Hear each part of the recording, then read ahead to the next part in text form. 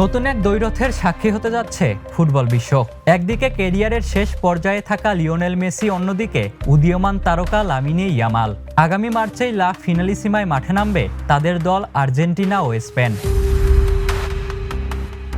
দীর্ঘ প্রতীক্ষার পর মাঠে নামতে যাচ্ছে মেসির দল। শিরোপার লড়াই ঘিরে ভক্তদের প্রত্যাশা আকাশ ছোঁয়া থাকলেও ফিনালিসিমায় তাদের হারের আশঙ্কা উড়িয়ে দেয়া যায় না। প্রথমত, টেকনিক্যাল দিক থেকে স্পেন বর্তমানে আক্রমণাত্মক হাই প্রেসিং ফুটবলে দারুণ অভ্যস্ত। ডিফেন্স থেকে বল বের করার সময় তারা প্রতিপক্ষকে ভুল করতে বাধ্য করতে পারে। আর্জেন্টিনা শুরুতেই চাপে পড়লে মাঝমাঠের সংযোগ ভেঙে যেতে পারে, যা স্পেনের দ্রুত ট্রানজিশনকে আরও কার্যকর করবে।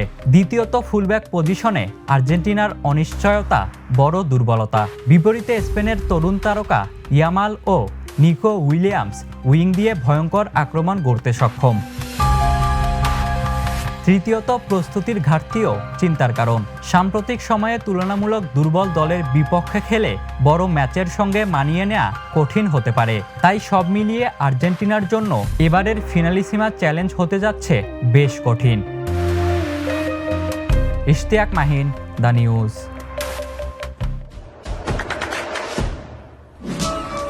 দেশে দেশে সবার সাথে দ্য নিউজ।